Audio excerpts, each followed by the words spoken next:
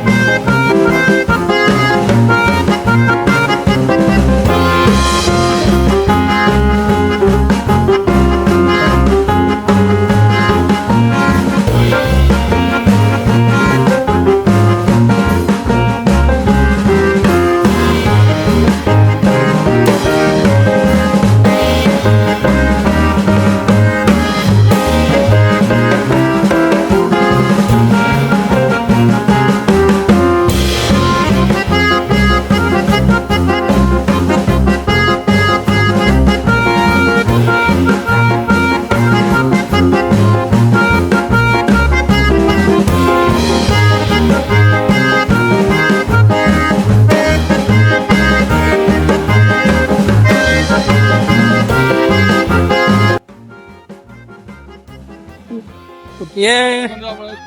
छोट झरणा गोटे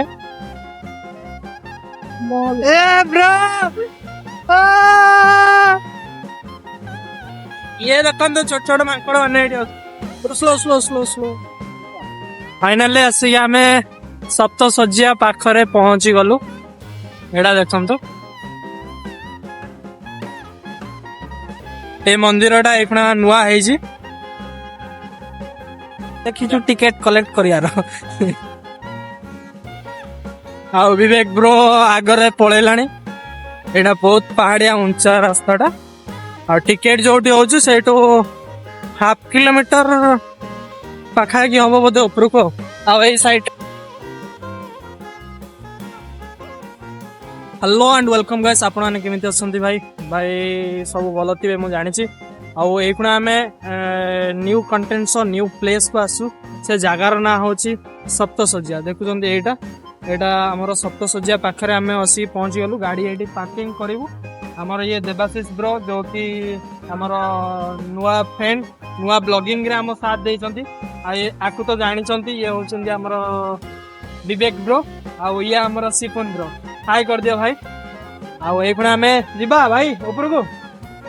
जिबा कि नहीं चलो चलो लेट्स गो चलो चलो भाई हाँ ये देखो बहुत सारा माकड़ भी आसला को देखा ये माकड़ गुड़ा बसुँच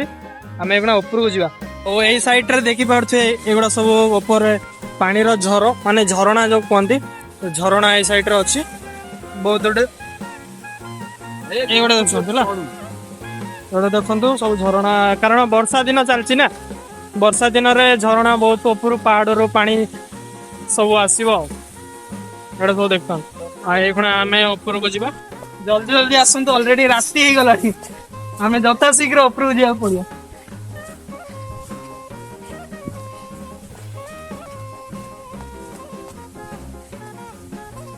जल्दी मत घेरी आईटा जो देखुंत बार्षिक यज्ञ फज्ञ करा हुए ये जगह करा हुए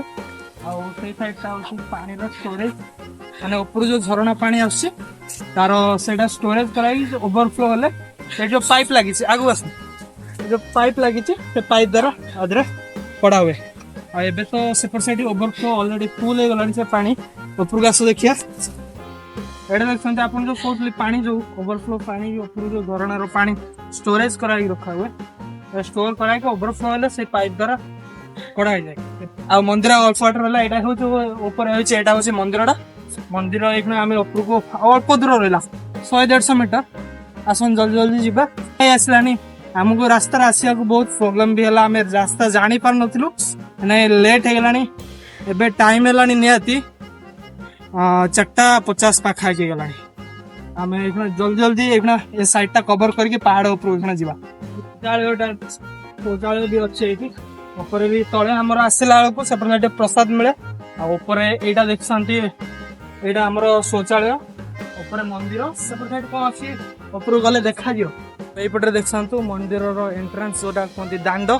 ସେଟା ହଉଛି ମନ୍ଦିରର ଦାଣ୍ଡଟା ଆଉ ଏପଟ ସାଇଡରେ ଉପରେ ଏଇଠି ହଉଛି ରାମ ସୀତା ଲକ୍ଷ୍ମଣଙ୍କର ମନ୍ଦିର ଏପଟରେ ଗୋଟେ ଆଶ୍ରମ ନା କଣ ଏଠି ଗୋଟେ ଅଛି ଏପଟରେ ଅଛି ଆଉ ସେପଟ ସାଇଡ୍ ଟିକେ ଆମେ ଯିବା ଏଇଖୁଣା ସେପଟ ସାଇଡ୍ ପାହାଡ ଉପରେ ସବୁ ଅଛନ୍ତି ଆଉ ଏଇପଟରେ ଦେଖୁଛନ୍ତି ସେଇ ଝରଣାଟା ଯାଇଛି ଏଗୁଡ଼ା ପାଣିର ଝରା ପାଣିର ଗୋଟେ କରା ହେଇକି ପାଇପ୍ ଲଗା ହେଇଛି ଏଠି ଗୋଡ ଧୋଇ ପାରିବ ପାଣି ପିଇ ପାରିବ ସବୁ ଏଇଠି ଅଛି ଆଉ ଉପରେ ଏଇଖୁଣା ଶ୍ରୀରାମ ସୀତା ଲକ୍ଷ୍ମଣଙ୍କର ଉପରେ ମନ୍ଦିର ଅଛି ଆମେ ଦର୍ଶନ କରିକି ଏଇଖୁଣା ଆମେ ଉପରକୁ ଯିବା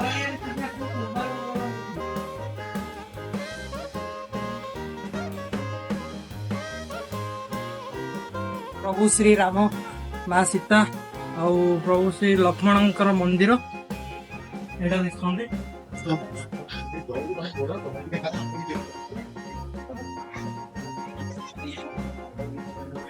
ଆର ଚତୁଃପାର୍ଶ୍ୱରେ ସବୁ ଛୋଟ ଛୋଟ ମନ୍ଦିର ଅଛି ଇଏ ଦେଖିପାରୁଛନ୍ତି ଇଏ ବି ଛୋଟ ଛୋଟ ଶିବ ମନ୍ଦିର ଅଛନ୍ତି ଇଏ ଶିବ ପାର୍ବତୀଙ୍କ ମନ୍ଦିର ଏଇଟା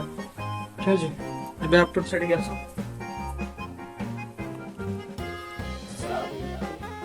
ଆଉ ଏଠି ବି ଅଛନ୍ତି ମା ଦୁର୍ଗାଙ୍କ ମନ୍ଦିର ଇଏ ମା ଦୁର୍ଗାଙ୍କ ମନ୍ଦିର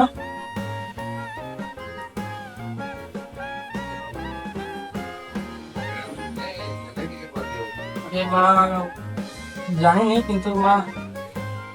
ମାଙ୍କ ମନ୍ଦିର ଇଏ କୋଉ ମାଙ୍କ ମନ୍ଦିର ସୂର୍ଯ୍ୟ ମନ୍ଦିର ଆଉ ଏପଟରେ ଏଇଟା ଆକର୍ଷଣ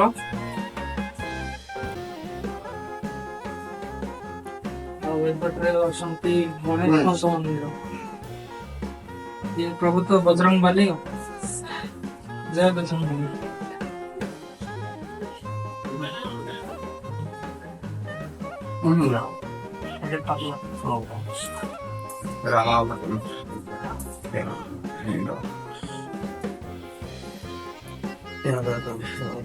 ମନ୍ଦିରର ବି କିଛି ନିୟମ ଅଛି ତାକୁ ପାଳନ କରିବା ଦରକାର କାରଣ ତାଙ୍କ ପ୍ରଶାସନ କହୁଛନ୍ତି କି ଆମର ମନ୍ଦିରର କିଛି ବି ଆମର ଦୃଶ୍ୟ ବିଷୟରେ ମାନେ ହିଷ୍ଟ୍ରି ବିଷୟରେ ନ ଜଣେଇବା ପାଇଁ ମାନେ କାରଣ ତାଙ୍କ ଉପରେ ପ୍ରୋବ୍ଲେମ ପକେଇବ ସେଥିଲାଗି ଆପଣ ନିୟମ ଭାଙ୍ଗିକି କୌଣସି ଟାଇପର କାମ କରନ୍ତୁନି ଏଭଳିଆ ଆସନ୍ତୁ ଦେଖି ଦେଖି ବୁଲି ବୁଲିକି ଯାଆନ୍ତୁ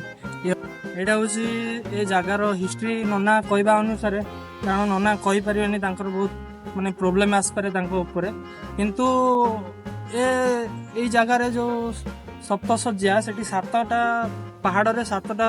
ଋଷି ଆସିକି ଏଠି ସିଦ୍ଧି ପ୍ରାପ୍ତ କରିଥିଲେ ଆଉ ଭଗବାନ ଯେତେବେଳେ ଶ୍ରୀରାମ ବନବାସରେ ଥିଲେ ସେତିକିବେଳେ ଆସିକି ଏଇ ଜାଗାରେ ମାନେ କଣ କୁହନ୍ତି ସେ ଋଷିଙ୍କ ପାଖରୁ ପ୍ରାର୍ଥନା ମାନେ ଦେଖା କରିକି ତାଙ୍କ କଣ ଲାଭ କରିକି ଯାଇଥିବେ ଆଉ ମୁଁ ଏତେ ହିଷ୍ଟ୍ରି ବିଷୟରେ ଜାଣିନି ଯେତିକି ନନା କହିବା ଅନୁସାରେ ମୁଁ ଆପଣଙ୍କୁ ଜଣେଇବି ଆଉ ଏଥରକ ଆମେ ଉପରକୁ ଏପଟ ସାଇଡ୍ ଆମେ ଉପରକୁ ଯିବା ଏଇଠୁ 1/2 କିଲୋମିଟର ଆଗକୁ ଅଛି ବହୁତ ବଢିଆ ଜିନିଷ ଏଗୁଣା ଉପରକୁ ଯିବା ଠିକ ଅଛି ଜୟ ଜଗନ୍ନାଥ ଏଟା ହଉଛି ଆମର ସପ୍ତଶଯ୍ୟାର ପାର୍ଟ 1 ଭିଡିଓ ଆଉ ପାର୍ଟ 2 ଭିଡିଓଟା ଆସିବ ଗୋଟେ ମନ୍ଦିରଠୁ ଆଉ ତା ଉପରକୁ ଯୋଉ ପାହାଡ ଉପରେ ଯୋଉ ଭିଡିଓ ଆସୁଛି ସେଟା ହଉଛି ପାର୍ଟ 2 ଭିଡିଓ ଆସିବ 10 ରୁ 15 ଦିନ ଭିତରେ ମୁଁ ଆର ଭିଡିଓଟା ରେଡି କରିକି ଆପଣମାନଙ୍କୁ ଦେଖେଇଦେବି ଆଉ ପାର୍ଟ 1 ଦେଖନ୍ତୁ ବହୁତ ଇଣ୍ଟରେଷ୍ଟିଂ ଲାଗିବ ଆଉ ପୁରା ଫାଷ୍ଟ ରୁ ଦେଖନ୍ତୁ ମଜା ଲାଗିବ ଏତିକି କହିକି ରହୁଛି ଜୟ ଜଗନ୍ନାଥ ଲାଇକ୍ କର ଫଲୋ କର ସେୟାର କର